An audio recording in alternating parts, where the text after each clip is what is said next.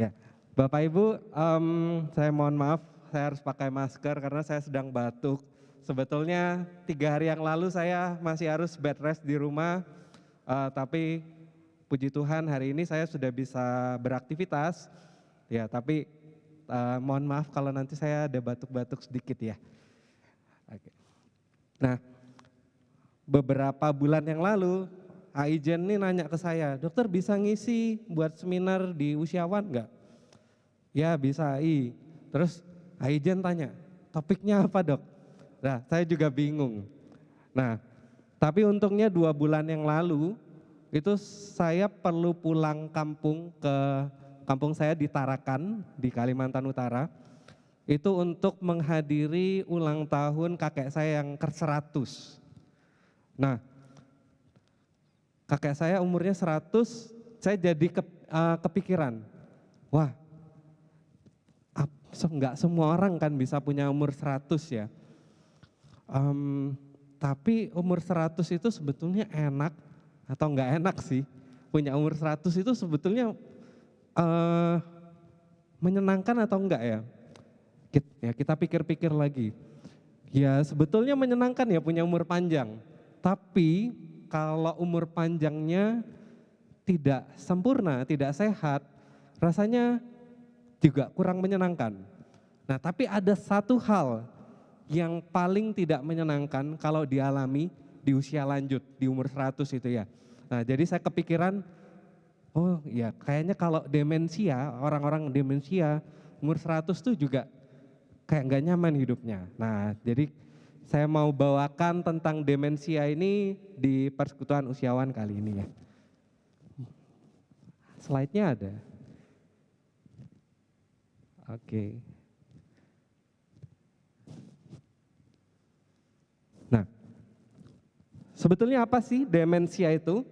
Jadi demensia itu artinya adalah penurunan fungsi kognitif yang signifikan dan progresif, artinya dia penurunannya sangat cepat dan bertahap ya, berkelanjutan, makin lama makin turun. Kemudian yang turun apa? Yang turun itu kalau orang-orang pikir kan cuma, oh jadi pikun itu demensia. Enggak cuma itu Bapak Ibu. Jadi yang terpengaruh adalah ya memang ingatan, memori, baik jangka pendek maupun jangka panjang. Kemudian fungsi eksekutif. Fungsi eksekutif itu menentukan pilihan ya. Contohnya, pilih baju. Hari ini mau pakai baju warna apa ya? Nah kalau biasanya rata-rata orang yang sudah tua-tua sudah nggak mikir ya. Mungkin kalau bisa saya beli baju warna putih semua, biar setiap hari nggak pikir pakai baju warna putih terus, gitu. Nah itu hati-hati ya. Kemudian ada penurunan fungsi eksekutif pada orang yang demensia. Jadi dia bahkan nggak bisa memilih hari ini mau pakai baju apa, nggak bisa memilih hari ini mau makan apa, hari ini mau melakukan apa, sudah nggak terpikirkan lagi bagi orang-orang demensia ya. Kemudian ada gangguan bahasa. Jadi kadang-kadang penggunaan bahasanya suka kebalik-kebalik gitu. Seperti contoh paling sederhana, saya mau makan soto. Jadi bahasanya kepluntir, jadi saya mau minum soto hari ini. Nah itu orang ciri-ciri, salah satu ciri orang demensia ya. Kemudian ada penurunan juga tentang kemampuan belajar. Jadi nggak bisa menyerap hal baru, disuruh misalnya belajar lagu, kalau paduan suara ya, belajar lagu yang nggak pernah didengar tuh nggak bisa. Terus penurunan ini cukup parah sampai mengganggu kemandirian dan aktivitas sehari-hari. Nanti kita kasih contoh ya. Penting diingat, demensia ini bukan bagian dari penuaan yang normal. Jadi jangan sampai nanti kalau ada penurunan kognitif, lupaan, dianggap oh ini normal. Enggak ya. Jadi kita enggak boleh menganggap penurunan kognitif yang tadi, yang signifikan pelan-pelan, itu normal. Nah sebetulnya ini patut juga untuk didengar anak-anak atau keluarga yang merawat Bapak Ibu sekalian ya, yang bisa memantau sebetulnya. Nah, ada bedanya dengan satu istilah lagi yang dianggap mirip dengan demensia, yaitu delirium. Nah, delirium ini beda dengan demensia. Kalau delirium ini ditandai dengan perubahan fokus, jadi orangnya jadi nggak fokus, nggak bisa mempertahankan perhatian dalam jangka pendek, dan berfluktuasi sepanjang hari. Kadang-kadang kayak berhalusinasi, jadi kayak melihat sesuatu yang nggak ada, mendengar sesuatu yang nggak ada, bisa takutan sendiri. Nah itu adalah episode delirium. Beda dengan demensia ya. Bedanya gimana? Nah, saya kasih contoh skenario ya. Ini ada Bu Sri, umurnya 78 tahun, tinggal sama anaknya, namanya Ana. Ceritanya ada di ruang keluarga, sore-sore, si Ana ini ngasih buatin teh ya, buat Bu Sri. Jadi ceritanya gitu, dibawakan, Ana bilang, "Ma, ini teh masih anget, minumnya pelan-pelan ya." Anaknya bilang kayak gitu. Terus mamanya bilang, ngelihat anaknya dengan tatapan kosong, "Oh iya, makasih ya. Kamu baik sekali. Kamu baru pulang sekolah ya?" Kata ibunya yang usia 78 ini ya. Anaknya masa usianya masih sekolah. Terus anaknya tersenyum sabar. "Ini aku Ma, Ana. Anak mama. Aku sudah nggak sekolah, aku sudah kerja." Gitu. Jadi Bu Sri ini gagal mengenali anaknya sendiri. Terus anaknya bilang, "Mama mau nonton TV apa?" Bu Sri bilang, "Oh pasang acara berita aja ya Nah, papamu sebentar lagi pulang, dia mau nonton berita." Padahal suaminya sudah meninggal. Ana menghela nafas, bapaknya suami Bu Sri sudah meninggal 5 tahun yang lalu, adalah hal yang sering dilupakan oleh ibunya. Nah ini adalah contoh orang yang mengalami demensia ya. Jadi sudah kejadian-kejadian itu dia bisa lupa. Memori jangka pendek, memori jangka panjang, dia udah lupa.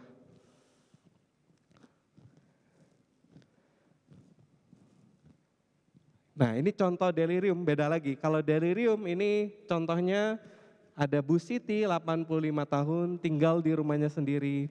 Ya normal-normal aja, normal-normal, tapi satu ketika tiba-tiba dia ngerasa lemes, diam aja di rumah, lemes, males makan, 2 hari begitu. Nah hari ketiga tiba-tiba dia mulai berhalusinasi ya. Jadi dia lambaikan tangannya tiba-tiba ke kursi kosong. Terus ada anaknya datang lihat, "Loh mama lambai tangan sama siapa?" Mamanya bilang, "Loh itu loh ada Su Amin, teman mama yang lama. Tadi datang gitu." Padahal kursinya kosong. Nah itu mulai mencurigakan ya. Tapi tiba-tiba jadi normal lagi, nggak ada masalah. Tiba-tiba malam hari waktu tidur teriak-teriak, "Ah ada maling. Padahal nggak ada siapa-siapa. Nah akhirnya anaknya kaget, aduh mau dibawa kemana nih? Mau dibawa kemana? Ini kerasukan atau gimana gitu kan ya. Tapi untungnya anaknya bawa ke UGD, terus diperiksa, akhirnya ketahuan. Ternyata Bu Sri ini mengalami infeksi saluran kencing yang parah sampai menuju ke ginjalnya ya. Kok nggak demam? Ingat, hati-hati kalau orang tua itu biasanya kalau infeksi hampir bisa nggak ada demam. Jadi bisa tanpa demam. Jadi indikatornya kalau Bapak Ibu mulai tiba-tiba suatu saat merasa lebih lemes dari biasanya, itu lebih baik diperiksakan ke dokter ya. Nah ini karena infeksi saluran kencing yang sangat parah, ternyata itu mengganggu peredaran darahnya menuju ke otak, kemudian menghadirkan protein-protein yang merusak otak. Akhirnya Bu Siti mengalami yang namanya delirium, seperti berhalusinasi gitu ya. Tapi ternyata setelah infeksi saluran kencingnya diobatin, disembuhkan, membaik, bisa seperti normal lagi ya. Beda sama orang yang demensia yang tadi yang mulai turun-turun, gagal mengenali anaknya, lupa kalau suaminya udah meninggal, itu nggak bisa kembali normal. Yang bisa dilakukan adalah mencegah supaya nggak tambah lebih parah lagi. Nah, bedanya demensia sama delirium itu apa? Bedanya kalau demensia itu turunnya pelan-pelan. Mungkin awalnya cuma lupa anaknya aja, atau lupa temennya namanya siapa. Gitu. Tapi kemudian bisa lupa kerabat-kerabat yang lain lagi, bisa lupa terhadap waktu. Dari ini dipikir hari Minggu padahal masih hari Sabtu. Hari Sabtu udah mau ibadah gitu kan ya, mau ibadah Minggu. Nah salah. Kalau delirium itu munculnya tiba-tiba. Jadi biasanya setelah terkena sakit infeksi paru misalnya yang sering didengar pneumonia. Nah itu juga bisa delirium. Ada masalah ginjal akut, tiba-tiba urea di dalam darahnya meningkat, itu juga bisa delirium. Tapi begitu diatasi, hilang. Kalau demensia enggak ya. Kemudian delirium itu juga fluktuatif ya. Jadi pagi bisa normal, malam bisa muncul deliriumnya, halusinasi, atau sebaliknya tidak selalu. Tapi kalau demensia itu selalu dari pagi sampai malam pasti ada yang kelupaan, ada yang salah ngomong, salah bahasa, nggak bisa memilih itu ya terus-terusan nggak bisa memilih ya. Kemudian kalau orang demensia itu kesadarannya biasanya jernih. Artinya kalau diajak ngomong masih bisa, tapi banyak kesalahan yang terjadi, di omongannya banyak kesalahan. Ya tapi masih nyambung sih, jadi kayak kalau kita ngomong tentang hari, dia masih bisa jawab tentang hari juga, tapi harinya mungkin salah. Tapi kalau orang delirium, diajak ngomong nggak bisa, karena kayak kehilangan kesadaran ya. Jadi sering kali orang delirium itu dianggap kerasukan. Nah saya juga pernah ketemu di UGD, orang yang kerasukan ya udah, ya dipikir kerasukan. Dia ceritanya berubah jadi macan gitu. Ternyata setelah diperiksa dehidrasi, dikasih infus, normal lagi. Seperti itu. Nah, saya harap Bapak Ibu di sini bisa mencegah yang namanya demensia ini ya. Karena demensia ini patut dicegah. Jangan sampai kena. Karena kalau sudah sampai kena, maka akibatnya nggak bisa diobati lagi, dan itu sangat menyulitkan bagi kita yang menderita demensia maupun bagi keluarga ya. Karena biasanya kalau orang yang demensia itu sudah nggak bisa melakukan aktivitas sehari-hari. Contoh, masa mau dipilihin baju setiap hari, mau mandi atau enggak bingung, jadi harus ya benar-benar kayak bayi ya, dimandiin, harus disuruh mandi atau seperti itu. Mau makan aja harus disuruh dulu, jadi benar-benar kayak anak kecil. Kemudian yang kedua, ada perubahan perilaku dan emosi. Kalau orang demensia itu saking dia udah bingung mau ngapain, kadang-kadang perilakunya jadi aneh karena bingung. Misalnya saya nggak tahu hari ini mau ngapain, mau makan, mau pilih baju, mau ke rumah anak, akhirnya bisa jalan sendirian keluar rumah. Makanya kenapa Bapak Ibu kalau ngelihat berita atau suara Surabaya dengar radio gitu ya, kenapa banyak orang tua yang hilang? Nah karena dia menderita demensia dan akhirnya jalan ke rumah sendirian, nggak tahu mau kemana. Dan akhirnya juga jalan itu nggak tahu kemana, nggak tahu tujuannya kemana, akhirnya ya hilang. Saya punya pasien menderita demensia, seorang pastor itu ya. Dia ceritanya mau ke Jakarta. Nah, mau ke Jakarta, terus jalan ke airport, sudah diantar supirnya. Tapi akhirnya di airport itu nggak tahu kemana. Jadi jalan-jalan di airport, bingung, akhirnya naik taksi sendirian, naik taksi pun nggak tahu mau kemana. Akhirnya taksinya bingung menghubungi keluarganya. Nah itu terjadi pada orang-orang demensia ya. Kemudian ada masalah komunikasi pasti ya, kalau ngomongnya sudah mulai nggak nyambung, terus ngomong sama anggota komunitas yang tidak mengerti bahwa orang ini menderita demensia, maka jadi nggak nyaman ya, kok nggak nyambung ya, ngomongnya salah-salah terus. Jadi biasanya orang yang menderita demensia dihindari sama orang lain, dihindari oleh komunitas, bahkan ada yang dihindari oleh keluarganya sendiri. Ya, jadi sangat menderita secara emosional ya. Dan akibatnya bisa kehilangan identitas, merasa dirinya nggak berharga. Nah, bagi keluarga nggak kalah menderita juga, bagi keluarga yang merawat orang demensia. Tentunya ada beban perawatan fisik dan mental. Fisik tentu aja capek ya, ngurusin bayi yang besar gitu ya.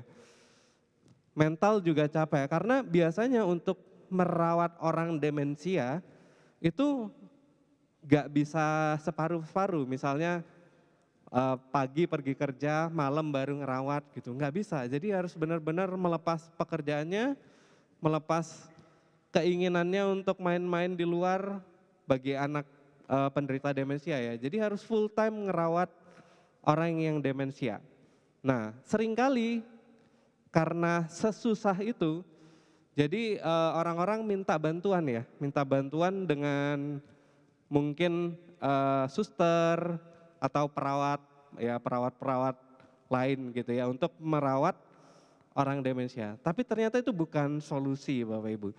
Karena kalau kita cuma hanya mengandalkan perawat, maka juga keadaan juga tidak akan membaik, malah biasanya semakin buruk ya.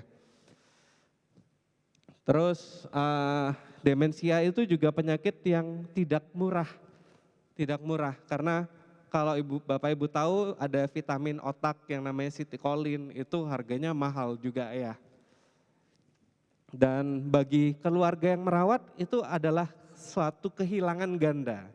Yang pertama kehilangan si pasien demensia, kehilangan sosok orang tuanya yang dia harap orang tuanya adalah orang tuanya.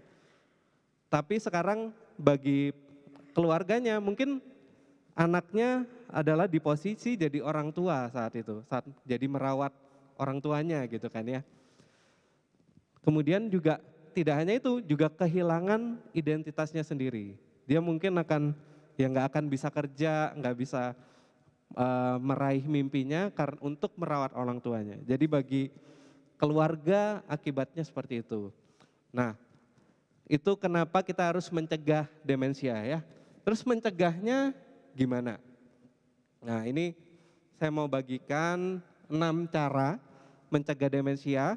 Ini yang menurut penelitian ya. Saya sudah sertakan nomor penelitiannya, nanti kalau misalnya mau dibaca saya bisa berikan. Tapi ini saya rangkum aja.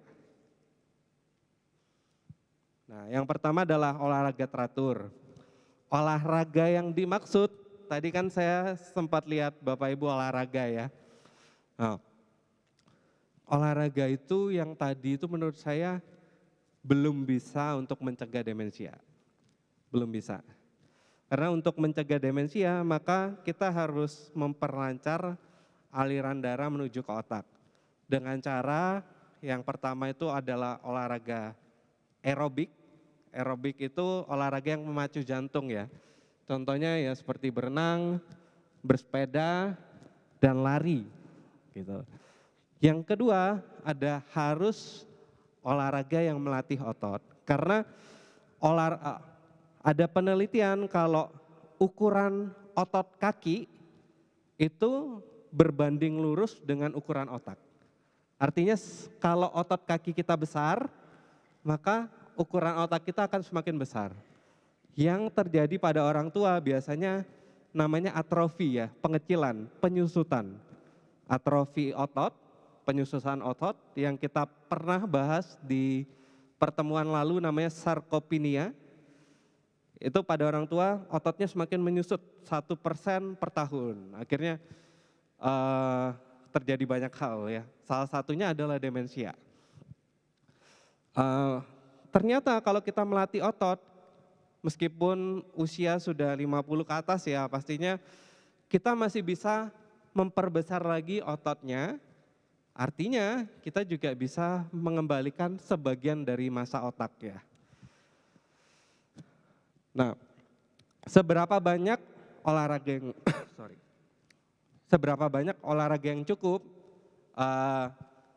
Rata-rata WHO itu merekomendasikan kan 150 menit per minggu ya.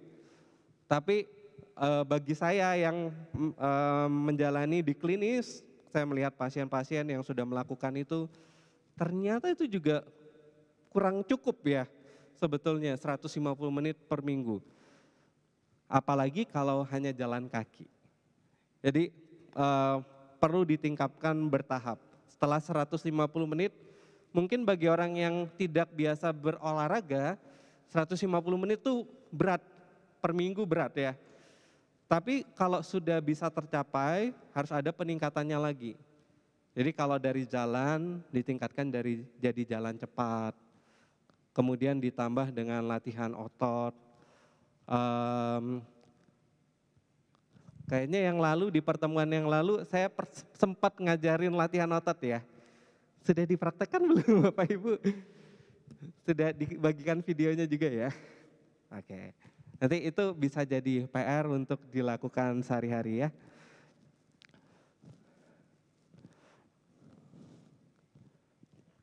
Nah, yang kedua pastinya juga nggak lepas lah dari gaya hidup sehat. Jadi kita harus makan makanan yang nutrisinya seimbang. Seimbang itu artinya bukan menghilangkan sesuatu ya. Jadi nggak seimbang dong kalau ada yang hilang ya. Contohnya, mulai sekarang saya nggak mau makan nasi, hilang ya. Jadinya nggak ada karbohidratnya. Atau mulai sekarang saya nggak mau makan daging, nah hilang proteinnya. Jadi nggak seimbang dong Bapak Ibu ya. Nah jadi seimbang itu yang dianjurkan adalah 40% karbohidrat, kemudian 40% protein, dan 30%-nya lemak. Jadi lemak masih diperlukan ya. Ya di ini saya cuma ngambil ilustrasi gambar, tapi temukan ada makanan yang tidak sehat di gambar itu. Ada yang boleh bantu saya angkat tangan? Enggak ada? Oke, kita langsung tunjuk, itu ada roti, gambar roti ya. Itu adalah makanan yang kurang sehat. Kecuali ada satu jenis roti yang namanya sourdough. Roti sourdough itu adalah roti yang menggunakan tepung yang udah difermentasi ya. Nah, tapi kalau tepung normal itu enggak sehat karena glycemic index-nya tinggi, jadi gampang menaikkan insulin. Artinya juga mudah menaikkan gula darah ya. Nah, selain nutrisi seimbang juga pastinya nggak boleh ngerokok atau dekat dengan orang yang merokok, maupun itu rokok konvensional ataupun rokok yang baru, rokok elektrik sekarang ya.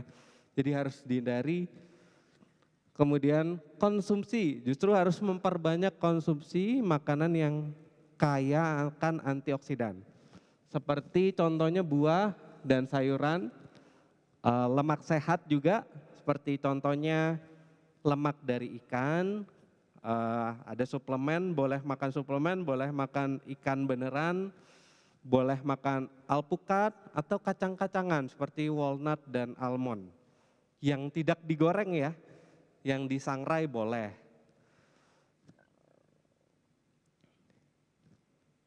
Nomor 3, kalau terdapat penyakit kronis, maka penyakit ini harus dapat dikontrol.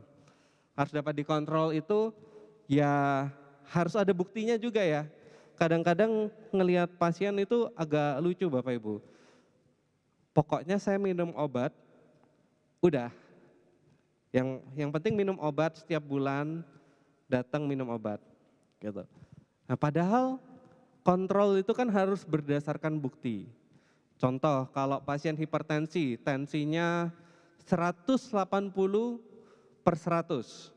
Kemudian datang ke dokter, minum obat, amlodipin 5 mg. Kontrol bulan depan jadi 150/90. Dokternya katakan apa? Oh ya, dilanjutkan aja dulu, ini kan masih 1 bulan. Jadi dilihat aja dulu, bulan berikutnya gimana. Bulan berikutnya masih 150/90. Dokternya bilang gitu lagi. Oh iya, dilihat dulu aja, dilihat dulu aja.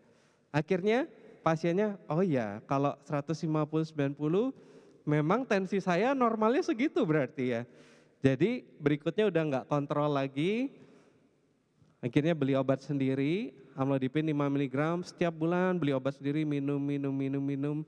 Tensinya ya segitu terus, 150/90, 150/90.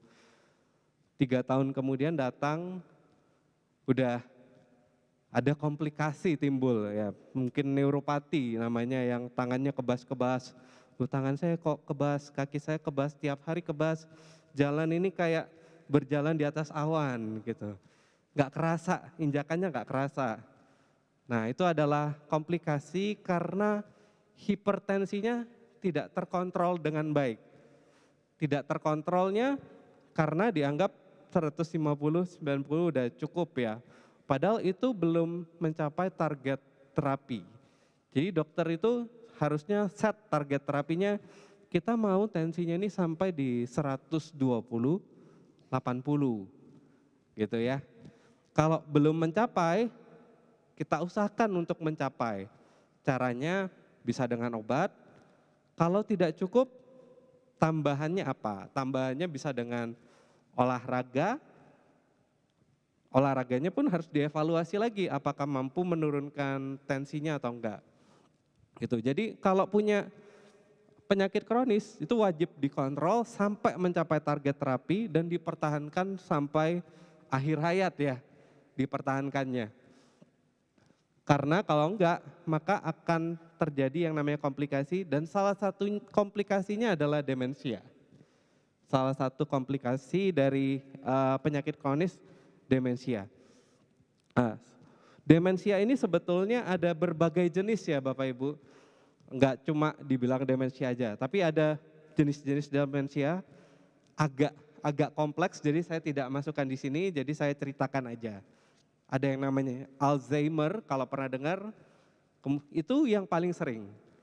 Alzheimer itu sekarang nama lainnya adalah diabetes tipe 3.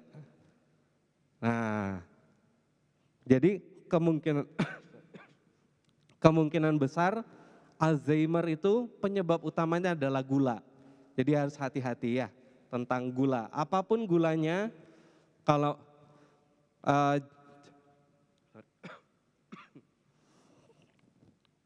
apapun gulanya, jangan merasa itu aman.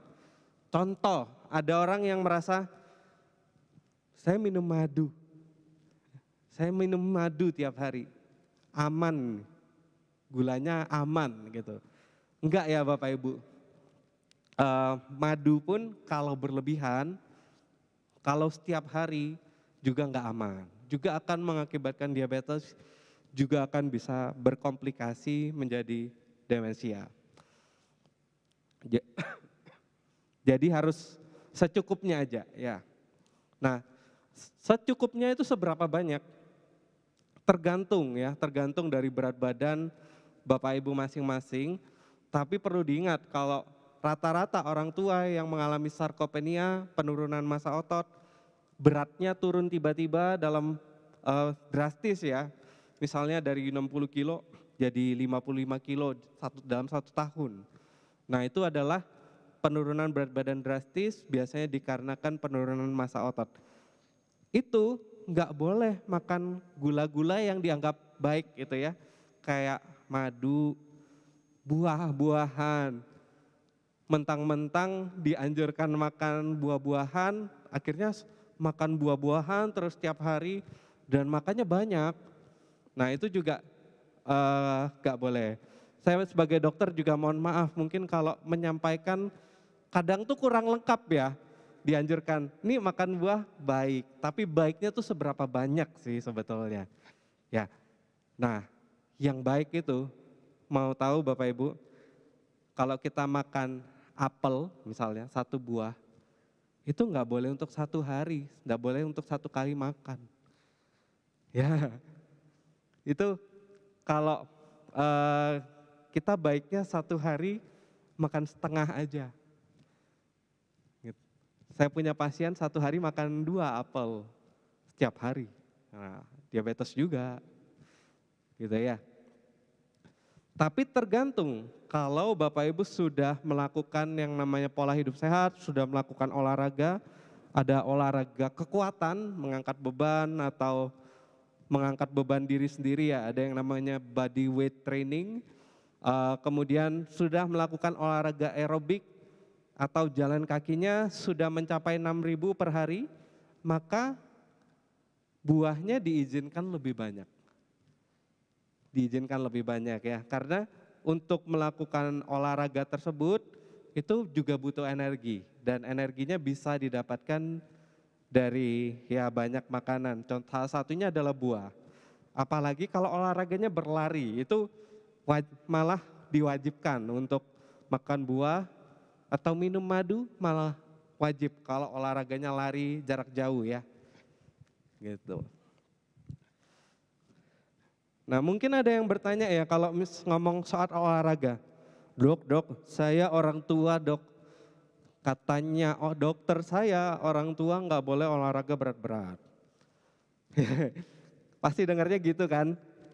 Ya saya mau katakan itu adalah ilmu yang sudah usang.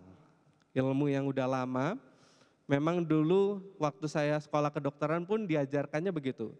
Tapi dalam 5 tahun belakangan pasca COVID, itu ternyata ditemukan ilmu itu benar-benar salah.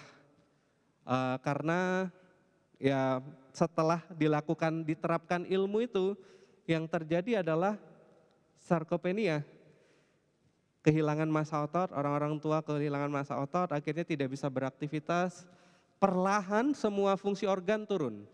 Fungsi otak turun, fungsi jantung turun, fungsi ginjal turun. Jalan nggak bisa.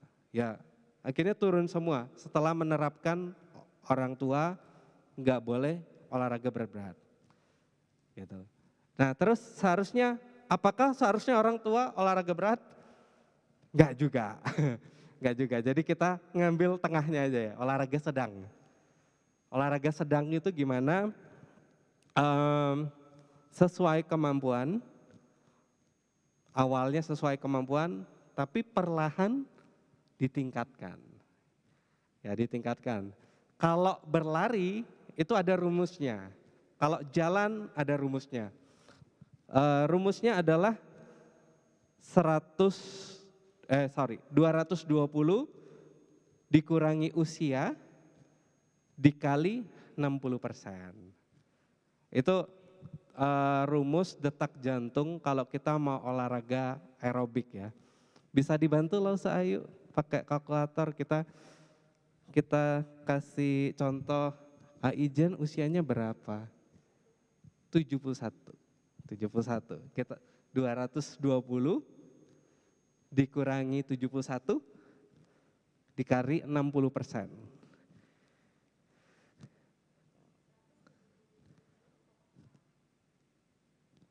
Yakin?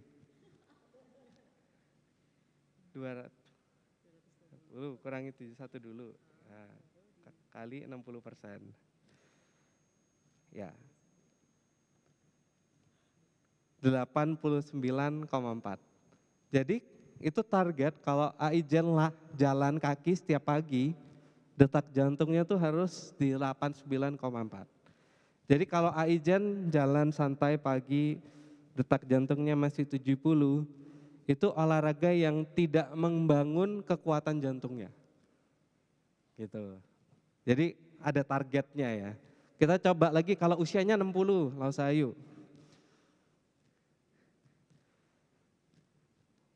220 dikurangi 60.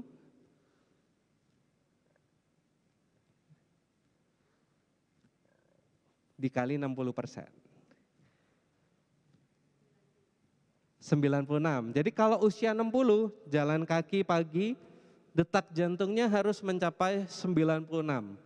Nah, rumus itu adalah rumus namanya rumus heart rate zone 2. Jadi rumus detak jantung di zona 2.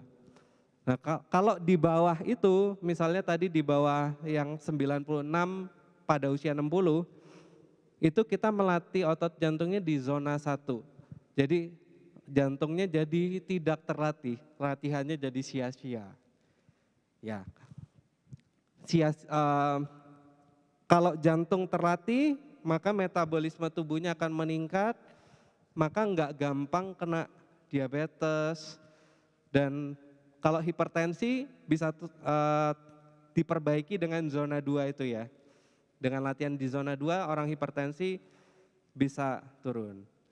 Nah, biasanya pasien hipertensi kalau tidak tahu rumus itu, dia cuma jalan-jalan aja, zona jantungnya masih di bawah zona 2, ya pantesan aja nggak membaik-membaik, ternyata latihannya salah ya. Gitu. Oke, itu tentang penyakit kronis ya. Kolesterol pun harus dikontrol. Nah, tapi kalau soal kolesterol, saat ini sedang terjadi simpang siur ya. Simpang siur tentang kolesterol. Karena kalau dari dulu kolesterol itu dianggap sangat berbahaya. Berbahaya dan meningkatkan resiko penyakit jantung. Tapi kalau sekarang ada beredar penelitian baru. Jadi ada kurva, semakin tinggi kolesterolnya orang, malah umurnya semakin panjang. Wah, jadi simpang siur yang dokter-dokter pun bingung gitu ya. Ya jadi kita ngambil logikanya aja. Memang pada kebanyakan penyakit jantung, terutama penyakit jantung koroner, itu mekanismenya adalah pembentukan plak di pembuluh darah ya. Jadi pembuluh darahnya jadi buntu. Dan di buntuannya plak itu kita bisa lihat di situ komposisi dari plaknya itu apa sih? Memang kan sebagian besar kolesterol ya. Jadi kita udah tutup mata, pasti kolesterol itu ada ambil andil dari sana. Karena di komposisi plak itu ada kolesterol. Tapi enggak cuma kolesterol, karena di situ juga pasti terdapat oksidan ya, contohnya kayak rokok atau asap kendaraan gitu ya. Kemudian pasti ada sel radang. Sel radang itu ya sel inflamasi, kalau kita kebanyakan makan gula terbentuk sel inflamasi karena ada di proses metabolisme gula itu terbentuk produk akhir namanya AIDS gitu. Dan itu akan membentuk sumbatan di pembuluh darah. Nah, jadi logikanya Bapak Ibu sebetulnya kolesterol itu bukan pelaku tunggal terjadinya plak sumbatan di pembuluh darah. Jadi ada komponen-komponen lain. Jadi kita nggak bisa menyalahkan hanya kolesterol aja. Nah, kalau misalnya kolesterol kita tinggi, berarti kita wajib tidak fokus sama kolesterolnya, tapi mengubah total pola hidup. Kadang-kadang ada orang yang sakitnya, gulanya normal. Saya nggak pernah, seumur hidup saya nggak pernah diabetes gitu. Karena diperiksa normal terus kan, tapi kolesterolnya tinggi terus. Akhirnya pasien-pasien itu hanya peduli tentang kolesterolnya. Ya udahlah, aku nggak makan gorengan.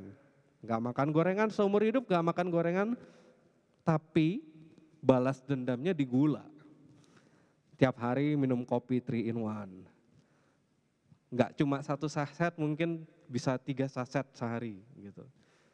Jadi balas dendam nggak makan gorengannya adalah gula. Akhirnya terjadi sumbatan juga. Ya, jadi atau saya pokoknya nggak mau makan gula, saya nggak mau makan gorengan, kolesterol nggak mau. Tapi ngerokok, akhirnya terbentuk sumbatan juga. Jadi kita nggak bisa menyalahkan satu atau dua, tapi kita harus bertransformasi total ya kalau kita nggak mau kena sumbatan di pembuluh darah.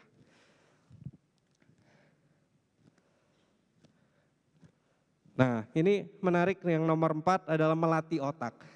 Jadi kalau orang zaman dulu juga, dokter-dokter zaman dulu, itu kalau ngomong ke orang tua tanya ya, supaya nggak pikun ngapain ya dok?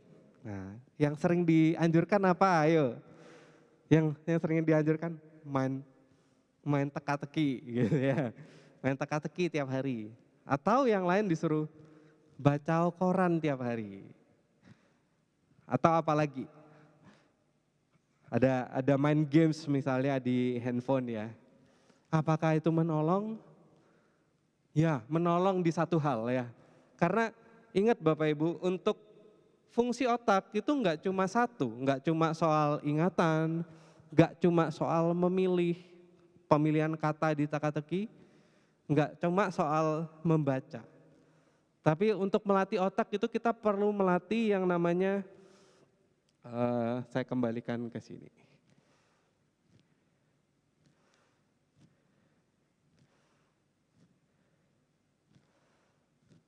Yang pertama memori jangka pendek dan jangka panjang. Jadi bersyukurlah kita jadi orang Kristen ya Bapak Ibu, karena orang Kristen itu rata-rata memorinya kuat. Kenapa? Karena tiap malam berdoa bersyukur Tuhan untuk hari ini sudah bisa ikut persekutuan usiawan, hari ini sudah mendengar tentang demensia. Itu kita secara nggak sadar tiap hari kita mengingat yang terjadi hari ini, lalu kita syukuri. Itu sudah melatih otak ya Bapak Ibu. Apalagi kalau ditambah doanya, ditambah bersyukur di masa lalu. Nah itu jadi ingatan jangka panjangnya juga terlatih juga ya. Jadi doa syukur setiap hari, setiap saat itu adalah latihan otak. Kemudian fungsi eksekutif. Jadi Bapak Ibu pun di usia berapapun, tolong kalau misalnya beli baju, pilih sendiri bajunya suka yang mana. Jangan mau dipilihin anaknya ya. Pilih sendiri karena itu adalah fungsi eksekutif. Memilih ada pilihan ya atau enggak, suka warna apa, suka makan apa. Mulai hari ini Bapak Ibu kalau makan pilih sendiri ya. Pengen makan apa pilih sendiri, jangan mau dipilihin terus karena akan menurunkan fungsi eksekutif Bapak Ibu. Kemudian bahasa ini perlu dilatih juga. Nah kalau bahasa ini kita kan kebiasaan cuma satu bahasa ya, bahasa Indonesia. Kalau misalnya Bapak Ibu ada yang bisa bahasa Mandarin, tetap dilatih. Jadi kalau punya teman yang bahasanya mirip Mandarin juga, tetap harus dilatih pakai bahasa Mandarin. Jangan sampai kita kehilangan kemampuan berbahasa ya. Kalau bisa, malah belajar bahasa baru. Jangan takut Bapak Ibu, karena untuk belajar bahasa baru sekarang gampang sekali, di internet bisa. Belajar hal baru, nggak cuma bahasa. Bapak Ibu harus belajar yang namanya AI ya sekarang, Artificial Intelligence. Karena apa? Karena AI itu bisa jadi teman kita di masa depan. Kalau kita melatih AI sebagai teman, dia bisa jadi teman ngobrol loh Bapak Ibu. Dia bisa, kita ngomong apa, kita cerita apa, dia bisa nanggepin dan tanggapannya itu benar-benar kayak manusia. Ya, Losayu, tapi Losayu mau pergi ya. Yang gantiin Lose siapa nanti? Lose Herman. Lose Herman tolong dong nanti di usiawan ada topik yang membahas AI ya, ngajarin cara pakai AI sebagai teman ngobrol atau sebagai teman belajar, mau belajar bahasa Inggris, bahasa Perancis, mau belajar bahasa Jepang, Korea bisa ya pakai AI ya. Gitu. Dan jangan takut karena nggak ada yang menilai. Nggak ada kalau kita di sekolah kita takut belajar bahasa, takut nilainya jelek, rendah, jadi males gitu ya. Nah, sekarang justru belajar bahasa untuk mempertahankan kecerdasan kognitifnya ya. Justru harus ya. Nah, artinya ngisi teka-teki aja nggak cukup. Apa itu namanya? Baca koran aja nggak cukup. Jadi semua fungsi harus dilatih. Bahkan kalau bisa, kalau misalnya udah pensiun, cari kerjaan baru ya. Cari kerjaan baru, bantuin anak, jaga toko atau gimana. Itu jadi orang yang pensiun yang nggak punya kerjaan itu cenderung mengalami demensia. Jadi kemampuan kognitifnya akan turun pesat. Apalagi kalau setiap hari bingung mau ngapain. Gitu ya.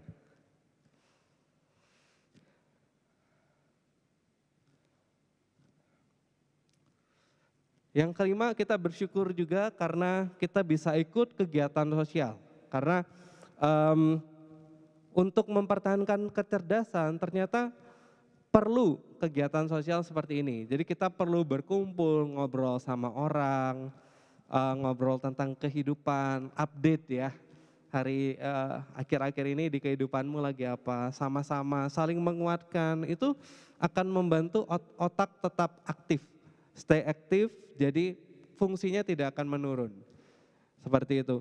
Nah bahkan kalau di kita, kegiatan usiawan ini kan sebulan sekali ya, kurang ai, ditambahi. Ya, saya pikir kalau misalnya kita usiawan tiap minggu, seminggu sekali.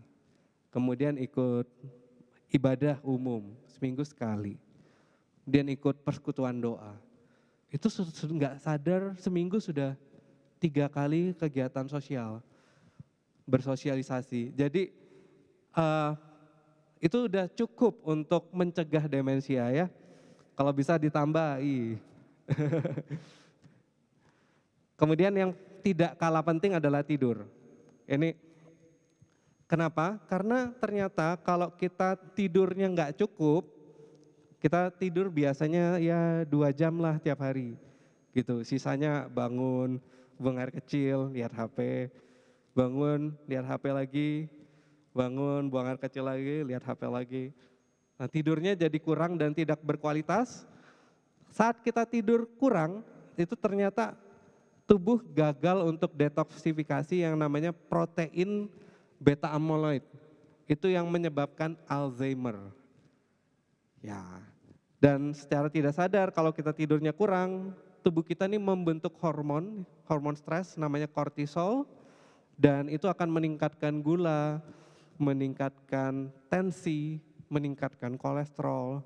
Tubuh kita merasa dalam keadaan bahaya. Akhirnya membuat banyak hal-hal jelek dan bisa menyebabkan demensia juga ya.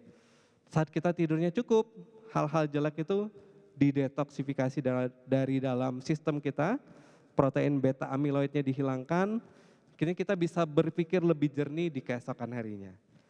Nah jadi harus penting untuk menjaga tidur ya. Oke, itu 6 cara untuk mencegah demensia. Mungkin itu saja yang bisa saya sampaikan. Terima kasih.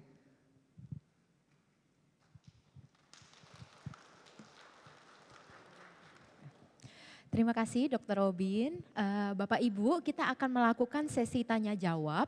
Bapak Ibu, kita akan fokus yang pertama ke topik demensia hari ini dulu ya. Jadi misalnya Bapak Ibu punya sakit yang lain, nanti di lain kesempatan ya. Kita mau fokus ke demensia dulu. Bapak Ibu, saya buka untuk 2 penanya pertama. Boleh angkat tangan? Ya, AI Jen dan AI Yeni ya yang kedua. Dokter Robin mau tanya, kalau susah tidur, kan harus tidur, susah tidur. Enggak khawatir, gak pikir apa-apa tadi susah tidur. Sebaiknya minum obat tidur apa enggak? Untuk mencapai itu tadi kan harus tidur. Saya soalnya susah tidur. Gitu. Oke, thank you Aijen Terima kasih. pertanyaannya. Apakah harus minum obat tidur atau enggak? Sebetulnya untuk membantu tidur kita bisa melakukan banyak hal cara ya. Yang pertama bisa olahraga di bawah sinar matahari dulu. Karena kalau kita terkena sinar matahari di pagi hari, itu tubuhnya mendapat sinyal, oh ini adalah pagi, berarti kalau tidak ada matahari itu adalah malam. Nah kalau tubuh dapat sinyal dia bisa memproduksi hormon ngantuknya namanya melatonin. Nah kebanyakan kita kan sekarang kegiatannya indoor ya, jadi banyak di rumah atau banyak di gedung, tidak dapat sinyal yang cukup untuk mengetahui ini pagi atau malam buat tubuh. Jadi kita kebanyakan sekarang mengalami kesulitan tidur. Nah, hal-hal seperti itu bisa dilakukan dulu yang utama ya. Bisa juga berolahraga lagi. Berolahraga itu juga memicu pembentukan hormon endorfin. Sehingga kita menjadi lebih rileks, akhirnya juga mudah tidur. Kalau dua hal yang utama ini udah dilakukan, tapi belum bisa tidur berkualitas, maka kita perlu bantuan memang. Perlu bantuan, dan bantuannya salah satunya adalah obat. Nah, sekarang kita sebelum memutuskan pakai obat atau enggak, itu kita juga perlu mempertimbangkan satu hal, yaitu apakah benefitnya memakai obat ini lebih besar dari resikonya. Gitu, karena ya mengandung resiko juga ya memakai obat tidur, mengandung resiko, salah satunya adalah ketergantungan. Kemudian ada yang malah jadi pikun pakai obat tidur. Jadi tapi kalau misalnya tanpa obat tidur hanya bisa tidur 1 sampai 3 jam sehari, maka resiko tidak memakai obat lebih besar daripada pakai obat. Pikunnya akan lebih cepat tidak pakai obat daripada pakai obat. Seperti itu, pertimbangannya itu sih. Terima kasih. Selanjutnya kepada AI Yeni.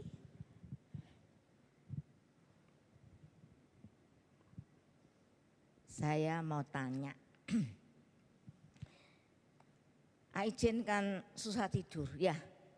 Ai juga susah tidur. Tapi kadang tuh kalau tidur 6 jam tuh apa cukup? Seumur 73 ini. Cukup? Oke, terima. Itu termasuk misalkan kadang siang tuh ngantuk tidur, ya. Malamnya itu jam 4 baru tidur.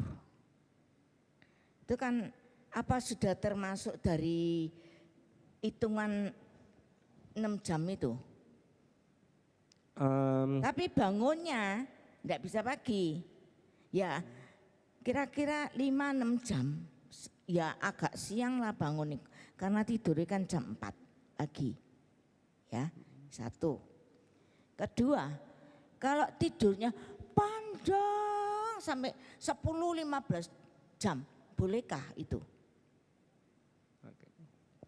Dua. Pak saya mau tanya, ini juga demensia ya. Misalkan AI kan makannya cuma sehari 2 kali makan. Sekali makan cuma 2-3 sendok nasi ya. Pagi enggak, cuma kadang tuh ada roti, makan roti, kadang enggak itu ada kue-kue, makan kue-kue. Itu kadang-kadang minum susu ensure, kadang tiap hari minum ensure, kadang lek enggak mau ya enggak minum. Itu apakah bisa kurang gula? Minum kopi cuma gulanya dikit, segelas berdua. Itu baguskah? Tanyaan banyak loh Dok. Oke, cukup. Dokter Robin mungkin bisa menjawab dari yang pertama dulu, yang soal tidurnya apakah di Oh, saya ingetin ya pertanyaannya. Ya, yang pertama ini soal tidur ya. Tidurnya 6 jam apakah cukup? Jadi secara genetik itu kita manusia itu terbagi jadi 2 tipe sebetulnya. Ada yang short sleeper, ada yang long sleeper. Ya, kalau yang short sleeper itu tidurnya 5 sampai 7 jam udah cukup sehari. Gitu. Tapi kalau yang long sleeper itu butuh 8 sampai 10 jam. Nah, jadi itu sebetulnya beda-beda tergantung dari kebiasaan sehari-harinya. Gitu. Jadi kalau memang sehari-hari biasa dari muda tidur sudah 5-6 jam sudah cukup segar. Nah, berarti Bapak Ibu termasuk orang short sleeper yang memang tidurnya cuma segitu aja. Udah cukup. Nah, 7-8 jam yang tadi di slide itu kan rata-rata ya. Rata-rata dari 5 sampai 10, 7 sampai 8 ya. Nah, kenapa? Karena orang short sleeper tidur 7 jam juga baik buat kesehatannya. Orang long sleeper tidur 7 jam juga masih baik buat kesehatannya. Jadi kita ambil rata-ratanya 7 sampai 8 jam. Tapi kalau AI mengetahui bahwa AI adalah orang yang memang nggak butuh tidur banyak-banyak. Biasanya tidur sekian jam, ya sudah itu berarti udah oke. Gitu. Karena kalau orang yang tidurnya kurang, itu nggak akan merasa badannya baik-baik aja, pasti. Orang yang kurang tidur pasti merasa badannya akan banyak masalah ya. Nggak cuma pusing, pusing memang salah satunya ya. Tapi seringkali kerasa lemes, kurang fokus, kok tiba-tiba banyak lupa, biasanya nggak lupaan gitu. Terus bisa ngerasa 1 bulan terakhir kok saya sering sakit ya. Minggu lalu saya baru demam batuk pilek, terus minggu ini mencret. Minggu depannya mungkin batuk pilek lagi gitu. Nah itu ada masalah dengan tidurnya. Termasuk yang saya alami saat ini, saya sekarang kan batuk ya. Karena saya kurang tidur. Saya dalam 1 bulan terakhir ini kurang tidur. Makanya 1 bulan terakhir saya banyak terinfeksi seperti itu. Nah, orang yang kurang tidur tidak akan merasa tubuhnya baik-baik aja. Pasti ada masalah. Nah, masalahnya adalah kadang-kadang orang nganggap masalah itu adalah masalah biasa ya, jadi nggak dipedulikan. Itu yang pertama ya AI. Terus yang soal AI tidur jam 4 itu sebetulnya kurang sehat ya. Itu perlu digeser. Perlu digeser. Tetap AI, karena kita manusia ini adalah bukan makhluk nokturnal ya. Jadi kita bukan bukan makhluk yang tidurnya pagi, terus bangun sampai malam, sampai jam 1, jam 2, jam 3 masih bangun. Itu bukan desainnya manusia. Jadi harusnya di reverse lagi. Bisa kok di reverse lagi, mengubah kebiasaan. Meskipun nggak mudah ya. Nah tapi salah satu caranya adalah AI harus terpapar matahari di pagi supaya sinyalnya nggak kebalik lagi. Gitu. Karena kalau AI tidurnya jam 4 kemudian tidur 6 jam, jam berapa tuh? Jam 10 ya. Jam 9. 5 jam, kalau jam 8 jam 9, terus AI nggak keluar rumah, nggak terpapar matahari, tubuhnya nggak ada sinyal, tubuhnya nggak tahu kapan malam. Harus.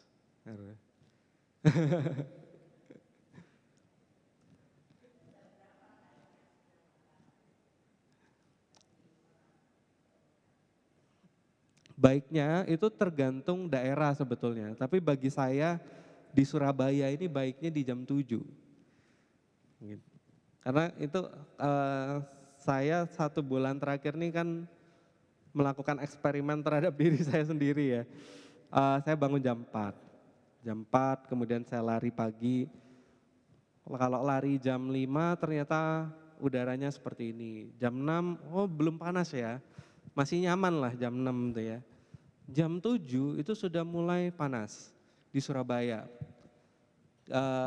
Waktu saya pulang ke Tarakan beda beda. Jam 7 tuh bahkan masih belum panas, masih gelap. Nah artinya sinar matahari di masing-masing daerah itu jamnya beda-beda. Jadi kita harus tahu kalau kita tinggal di sini di Surabaya, baiknya tuh jam 7. Nah kalau AI mengikuti panduan dari dokter universal, kita kan nggak tahu ya dokternya ini di mana tinggalnya dan dia biasanya bangun pagi atau enggak. Gitu. Jadi kita harus sebetulnya diuji coba dulu. Nyamannya jam 7 AI di Surabaya ya.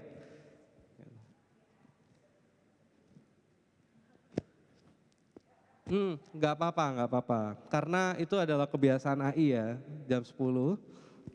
Dan menurut saya perlu digeser.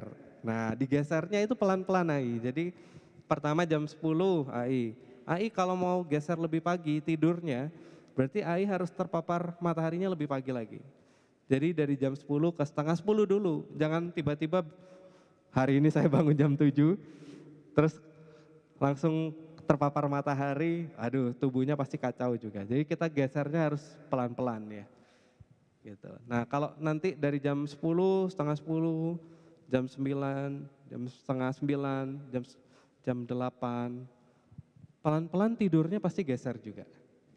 Jadi dari tidur jam 4 jadi setengah 4, jadi jam 3, setengah 3, akhirnya jadi normal lagi. Seperti itu ya.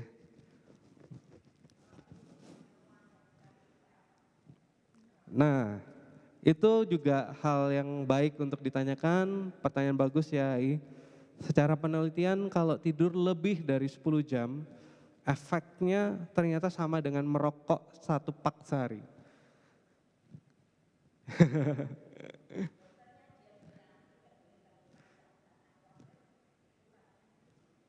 Ya betul.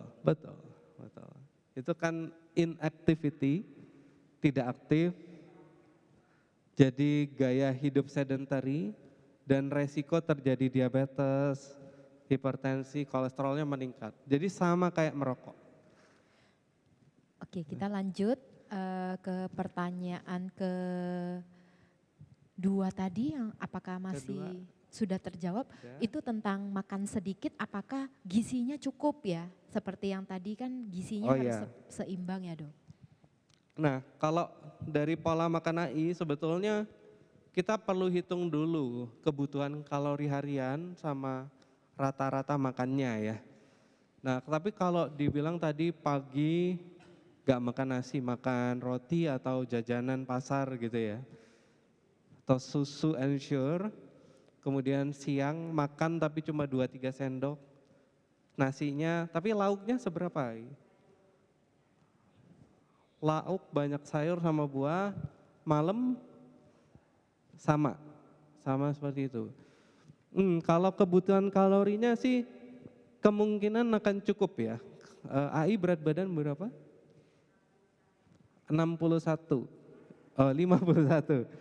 51 itu kemungkinan kebutuhan kalori hariannya adalah 1.500. Jadi dengan 3 kali makan seperti itu, terutama kalau minum susu Ensure, kemungkinan akan terpenuhi 1.500. Kalau terpenuhi, maka kemungkinan terjadi penurunan massa ototnya lebih kecil kalau olahraga. Tapi kalau dalam keadaan AI nggak minum susu Ensure, kemungkinan kurang. Jadi kebutuhan kalori hariannya tidak tercukupi, jadi beresiko terjadi penurunan massa otot karena kurang makan. Ya. Saya punya pasien sarkopenia usia 90 sekian tahun, berat badannya 30 AI, karena kurang makan. Nah, Tapi dari dietnya itu yang perlu diperbaiki sebetulnya perlu makan daging, Ai. Ya, perlu protein ya, perlu. Boleh, boleh makan ayam, babi, sapi, telur. Ya, itu mesti ada ya, harus ada. Baik dok, sepertinya kita sudah habis waktu, jadi maaf Bapak Ibu, nanti silakan bisa berkonsultasi ke klinik yang Dr. Robin praktek saja di klinik Kencana Medika. Boleh kita berikan tepuk tangan untuk Dr. Robin. Terima kasih, Tuhan berkati. Terima kasih dokter, izinkan kami mendoakan dokter dalam karir dan juga keluarga. Bapak Ibu mari bersama kita berdoa bagi Dr. Robin yang telah memberikan materi kepada kita hari ini. Mari kita bersatu di dalam doa. Bapa di dalam surga, kami sungguh bersyukur hari ini Engkau boleh mengizinkan Dr. Robin untuk memberikan pemateri buat kami sehingga kami boleh mengerti dan menjaga kesehatan kami dengan lebih bijaksana lagi. Tuhan, terima kasih untuk usia panjang yang Tuhan berikan. Biarlah kami juga menghargai usia ini dengan kami menjaga kesehatan kami. Tuhan berkati untuk setiap materi yang kami dengarkan, boleh kami praktekkan di dalam kehidupan kami setiap hari. Kami berdoa untuk Dr. Robin, Tuhan memberkati di dalam karirnya, pekerjaannya, praktek di klinik Kencana Medika. Tuhan jadikan dia berkat kepada banyak orang yang datang sehingga dia boleh menjadi berkat, membawa kesembuhan, dan Tuhan boleh bekerja melalui Dr. Robin untuk membawa mereka, orang-orang pasiennya ini menjadi sembuh dan boleh sehat lagi. Tuhan berkati juga untuk keluarga Dr. Robin, untuk istri dan anaknya. Tuhan juga memberkati kesehatan mereka, Tuhan juga memberikan sukacita, damai sejahtera, dan pertumbuhan secara fisik, secara sehat. Segala aspek boleh Tuhan karuniakan kepada Dr. Robin dan keluarga. Terima kasih Tuhan, kami sungguh bersyukur, kami berdoa, mengucap syukur atas hari ini di dalam nama Tuhan Yesus Kristus kami berdoa. Amin. Terima kasih.